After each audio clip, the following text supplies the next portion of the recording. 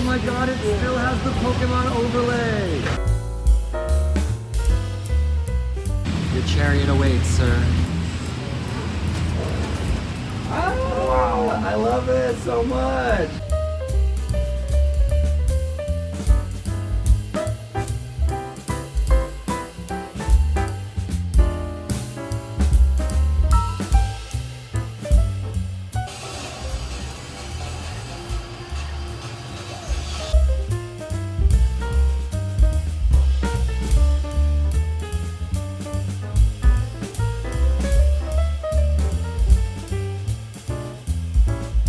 Is there gonna be Pokemon stuff in the gift store? There better be.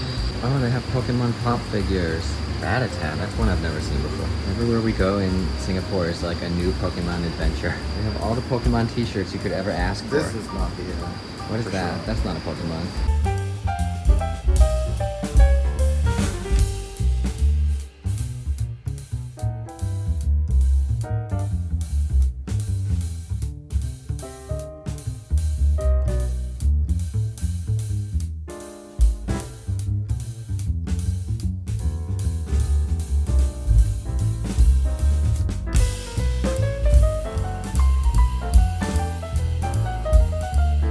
I like that old school Hollywood kind of like marquee here. I think that looks really cool. Hello my dirty little dumplings and welcome back to Brian Abroad. It is day 2 of our Singapore adventure and we are here at Singapore Universal Studios. We did get early admission, so there's really not that many people here yet, and it was quite an adventure to get here, which we'll have to talk to you guys about in a minute.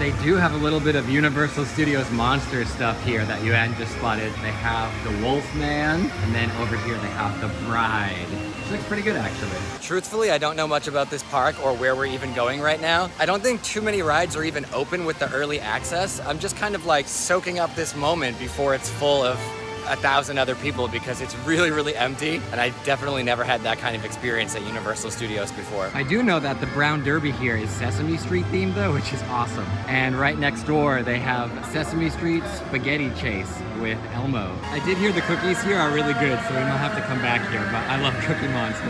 All right, you know what, Elmo, you talked us into it. We're going on the Spaghetti Space Chase because it's one of the things that's open right now. When I was a kid, I was obsessed with Grover, so this is a good sign. News update. Super Elmo, Super Grover, and Super You have all volunteered to get the world's spaghetti back from outer space. Okay. You call that a spaceship? This just in. The heroes are making their way down Sesame Street. That's us, we're the heroes. Oh, the Count! Save that spaghetti! I love her, Harry. Oh, wow, we're flying. Thanks, Grover. Oh, it's giving me a little bit of like Peter Pan's flight. Whoa. Wow. Getting to outer space was easier than I thought it would be. Look at the spaghetti. It must be done because it's stuck to the wall. Have no fear! I have everything under control! Coming to avoid Elmo wishes he had some help. Oh, wow. Macaroni's lair. Uh-oh. Macaroni's lair. Keep quiet, everybody. We don't want to shut up. Let's twirl that pasta back to Earth. Yay, bird! Your cute and furry hero has saved the day! Time to go back home.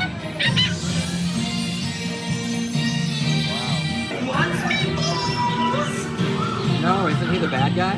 Yeah, he's become good now. Okay, but this is making me want to go to Halloween Horror Nights now, like really, really badly, because it looks just like the New York area of the US one. There's a giant canopy over the whole thing, so you're not like roastingly hot, which is great. They have a little subway like station thing too, that looks cool. At one point I know that they had an exhibit here that was dedicated to the Halloween Horror Nights event that they do here. There was some like alleyway where you go in and there's like a gallery of all these photos, and I was wondering if it was still here, but it's probably not.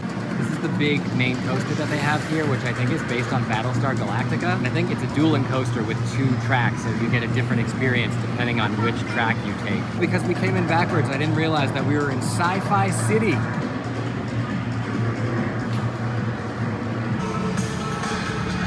There's definitely like a lot of fun rides that we're kind of blowing past right now, but my goal is really just riding Revenge of the Mummy. I love that movie. Happy 25th anniversary, by the way. It's the 25th anniversary of the 1999 version of The Mummy. And their Egypt area here is so cool, and we just arrived, so take a look. People are running to the Mummy, but why wouldn't you run when it looks like this? This is so cool. Look at that. Amazing. Wow, look at that. It's too big, I can't even get it on camera. I have to go back to Sci-Fi Land to fit it all in. Oh, they have an Egyptian restaurant here called the Oasis Spice Cafe, and they have the menu out here. Let's see what they have. Okay.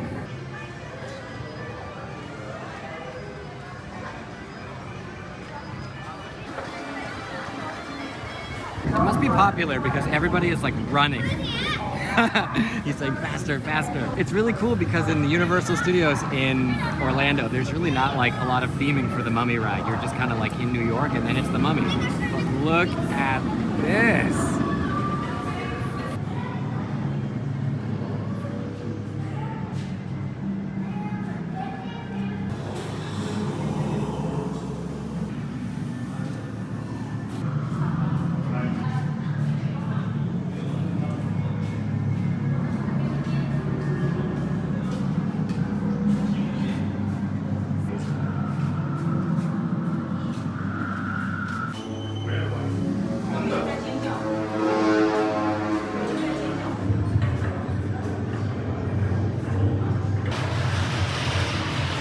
Finished the Mummy and we're headed to Treasure Hunters. They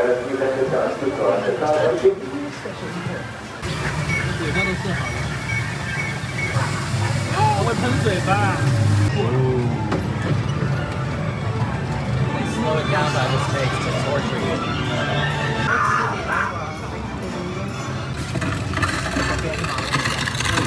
Oh, this ride feels like a safari. Prepare to forfeit your souls! Oh, look at the scarabs. There's more. Oh my god, there's so much more. I feel like this looks like a scarab gym. Like they're exercising on the treadmill or something. Alright, we just finished and we're headed to the Lost World. So we're 2 rides in, both of them were Mummy related, Mummy adjacent. I feel like the Mummy Returns is like darker than I remember. It's like Imhotep is basically killing someone at the beginning and he's like, you need to find the book to stop me, but you'll never find me. And then at the end, it felt like we didn't find the book. Like he was like, your soul's mine or something, and then you go and then the ride ends. And so we thought like we lost. But then later on, he was talking to us while we were waiting to unboard, and he was saying like, oh, you may have stopped me this time, but it was a little bit confusing. And then similarly on this other like car ride that we just went on, there's a part where you're driving by a sarcophagus and it looks like Imhotep is about to come out and he's saying like, surrender your souls. And so it also seems like you die and then it just ends and everything's fine. So I'm getting some like conflicting messages from the Mummy rides here, but top tier entertainment either way. Wow, this little like wooded path just brings you right into Jurassic Park land. Also, while we're on our way, I just want to talk about the route to get here because there's many ways to get here, and it can be really fast or it can take a little bit longer depending on how you want to go and what you want to see. There's a cable car that takes you like up over the land and into the resort area, and I wanted to take the cable car so that we could get like the more scenic route. Every guide and every video that I watch on this is never like 100% clear on what to do. And I found one guide that was like pretty much what everything else was saying. Take the train, go to Vivo Center, which is a mall, go to the 3rd floor, buy your tickets. So we did that. It's not on the 3rd floor, okay? It's not even in Vivo Center. It's actually like across from Vivo Center in another building. And then you have to take the cable car from Harborfront to Sentosa, and then you need to walk to, what was it called? Ibina Crossing or something? Smash Mouth is gonna play us on. Okay, so it's Imbia Lookout Station. But when you get off the car at Sentosa, it's really difficult to figure out where the Imbia Crossing actually is. There's really not a lot of signs. We were able to find one sign to point us in like the general direction. We finally found the one sign that seems to tell us where to go. But then once you get there, you don't really know like where you're supposed to go. But then you figure that out and you take it one stop to Merlion Station. And then once you get out there, it's also not quite clear where you're supposed to go. And we thought we were going the wrong way, but then we ended up in Resort World and finally we ended up at Universal Studios. So it's not difficult. It is very scenic. It's just not very clearly labeled and everything online is not very helpful. But like Rafiki says, that's in the past. Now we're at Jurassic Park.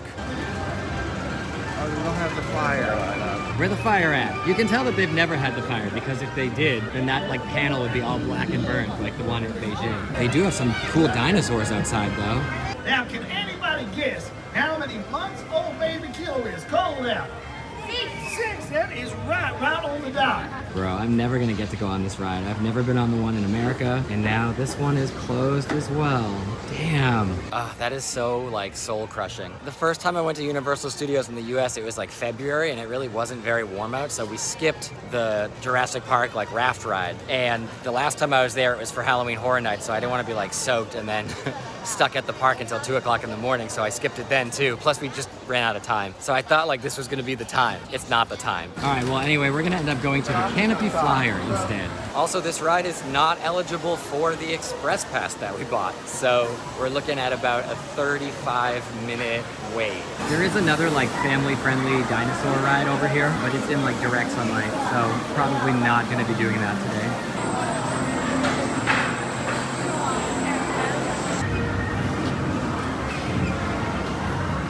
The Jurassic Canopy Flyer ride is not a bad ride. It's very short. It was probably like a minute long. You can sit forwards or backwards, and we ended up backwards, so we actually couldn't like see what was coming up next, which I think makes it probably a little bit more exciting. But it's very, very short. And now, where are we going? Shrek is over here, right? Far, far away. But there's also like a giant roller coaster over there that I also don't think our Fast Pass works for. So maybe it's better to wait for that than later in the day when everybody in the world is here. So we might head there.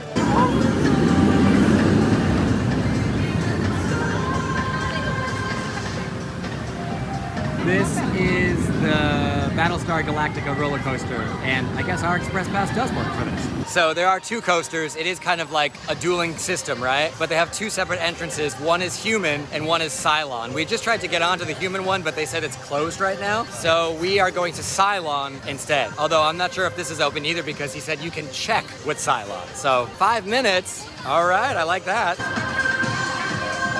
Woo, you guys. So both roller coasters open, so we just did both of them. Human is actually very like chill. There's no upside down. It's not very crazy at all. It's fine, right? So then when we went to the other one, Cylon, that one is like ridiculous. It goes upside down 5 times. Your feet are dangling. It's absolutely wild in a good way, in a good way. Now I think we're gonna try to head to the Lights, Camera, Action show. We have the same show in Beijing, but Yuan has never seen it before. So we're gonna go ahead and check that out next. We're so lucky that we did the Sesame Street ride when we first got in because this is the line now. Now it's time for Lights, Camera, Action.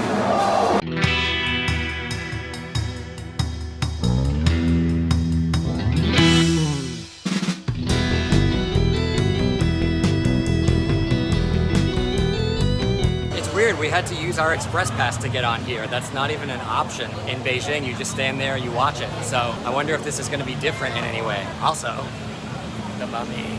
Hello, I'm Steven Spielberg, and this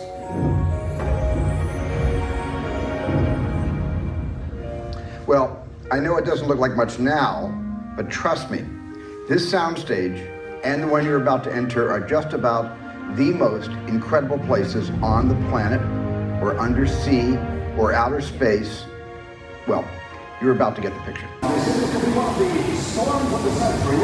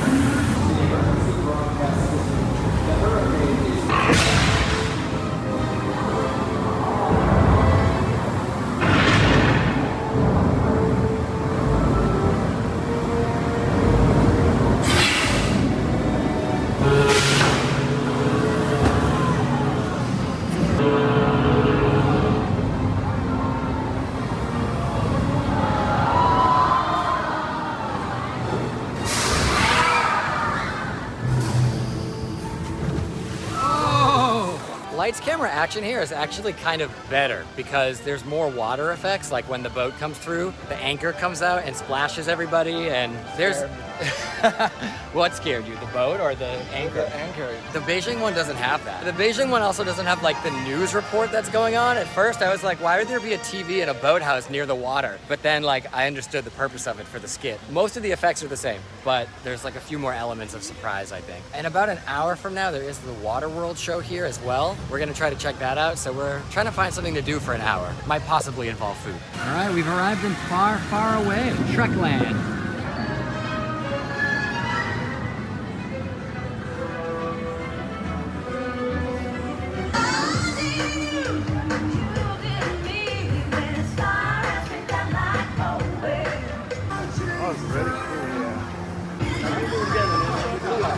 I think we're gonna go and head on Enchanted Airways.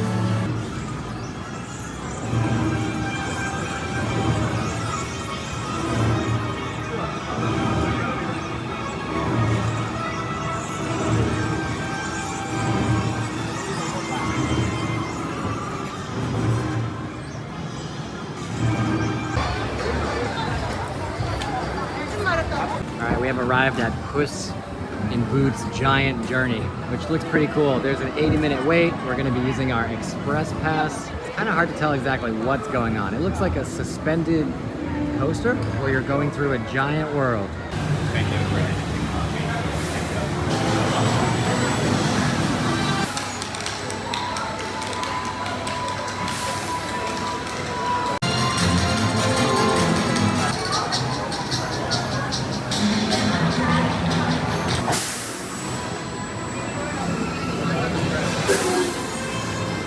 We have Kitty's. Kitty's Kite Cruiser.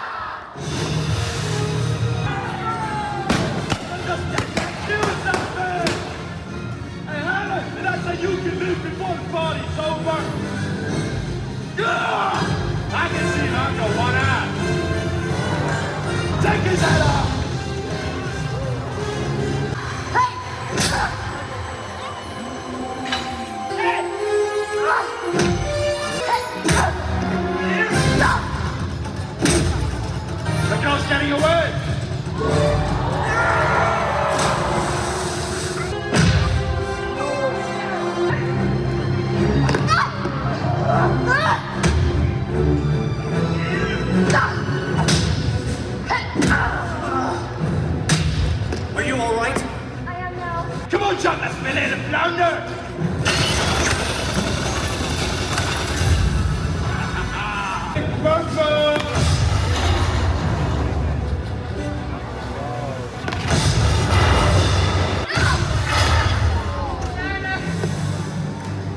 Winner! Thank you. You got a plane to catch. We're up, boys. Bring it in. What? Go! Let me hit my seatplane.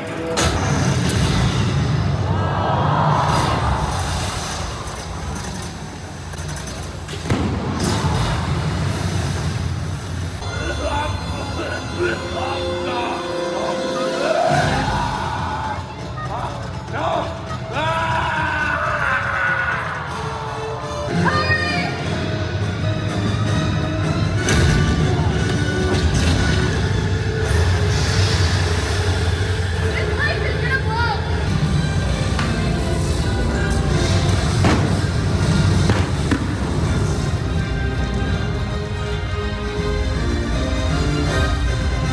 After the Waterworld show, Yuan and I headed back through Jurassic Park to grab a bite at the Discovery food court. Yuan had the misoto, and I had the Lost World's Hainanese chicken rice. We also got an order of this barbecue fried chicken here, and we got an order of what looks like takoyaki but is actually fried rice balls. And I'm gonna be honest with you guys, for theme park food and for the price that we paid for it, everything here was actually very good. After lunch, we headed back to Far, Far Away because there was still one attraction we didn't get a chance to do, which was Shrek 4D. Now, I didn't really film on the actual ride. It's one of Universal's typical 4D motion simulators. You're in a theater full of chairs, the chairs move. But you guys, these rides always like kill my back more than any other type of amusement park ride. So I was just trying to like get through the ride without ending up in the hospital. But it actually wasn't that bad, but like it also wasn't that good. All right, it is time to take a spin on the accelerator. All right, I lied. It is not time to take a spin on the accelerator because it just broke due to a technical issue as we were about to get in line. At this point, we don't know when it's going to come back up. The second we walk away, it opens again. We're accelerating! All right, we're headed back for one last spin on the mummy before we head out. There's some scary mummy guys here. This reminds me of like Abercrombie and Fitch in ancient Egypt. I totally missed this guy last time. That's awesome. I see you, Imhotep. The Mummy is still the best ride ever. That's all you need to know about Universal Studios, no matter which country you're in. Right now, we're about to check out a Naruto gallery. We both really don't know anything about it, but hey, we're here. It's air conditioned and it smells like a haunted house inside, so I already love it.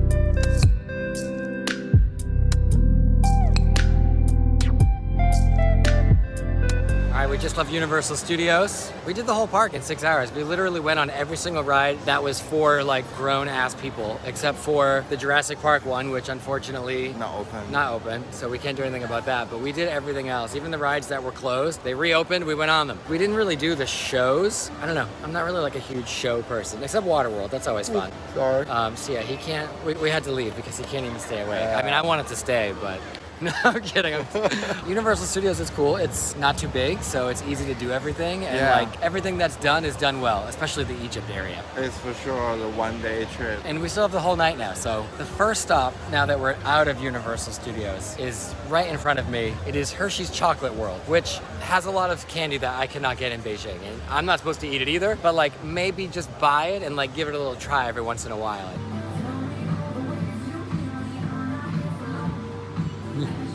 So we don't have Reese's peanut butter cups in Beijing, so I'm probably gonna buy some of these and bring them back, and hopefully they don't melt before I get back to the hotel room. Are you gonna buy that for the cat? Yeah, but we need to modify this part. Not only do they have enormous, ridiculous chocolate bars, but they have gigantic jugs of chocolate syrup. Yeah, that's like the normal size. Did you see what's down there? What? Oh shit.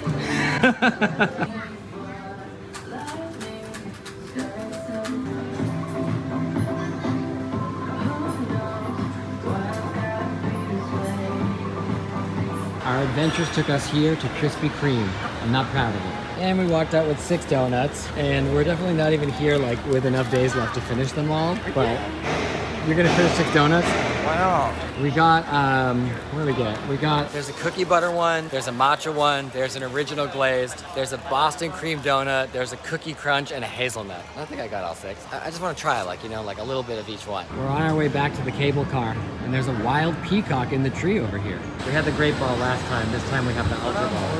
I think it's the same sticker on the floor as last time though, isn't it? Master ball behind us. Where? Wow. Yeah, it's master. For our next stop, I'm from Massachusetts, don't judge me. No. I'm not really sure what is happening, but outside of the seafood restaurant, there's a video of a man eating with fake Donald Trump. I think it's an animatronic. No, that's the Kim Jong-un. Right? That's supposed to be Kim Jong-un? Yeah, fake Kim Jong-un. They're selling the crab gift box. So then who's suit guy supposed to be? Shabong, Oh, it's not an animatronic, it's an actual person. So creepy. Almost as scary as the real thing. After heading back to the hotel to drop our stuff off and freshen up a bit, we headed out to dinner at Songfa, a Michelin-starred restaurant famous for its rogucha, which basically translates to meat bone tea, and is essentially pork ribs stewed in a garlicky, clear soup. We had to wait nearly an hour for a table, but Yuan and I both agreed that the food was worth the wait. We ordered youtiao, fried pieces of dough, and braised egg to go with the soup, as well as clay pot pork tenderloin, pig feet, chicken feet, and bok choy. Yuan said the chicken feet were a miss, but everything else was delicious, especially the soft pig feet and the pork tenderloin. We just had dinner. We made our way back to the Marina Bay Sands. Now we're going up to the 57th floor to check out C'est La Vie Bar, which will apparently have a really cool view of the bay. We haven't even got inside the bar yet, but the view is already really cool. That building's like a volcano.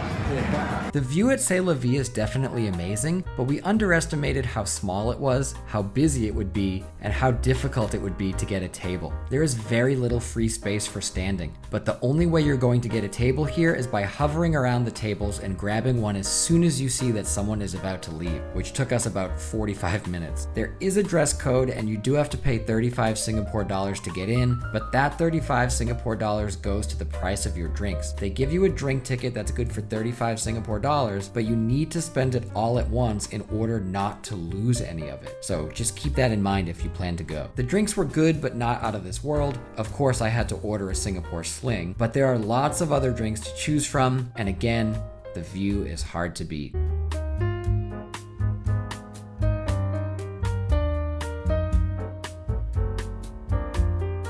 Cheers.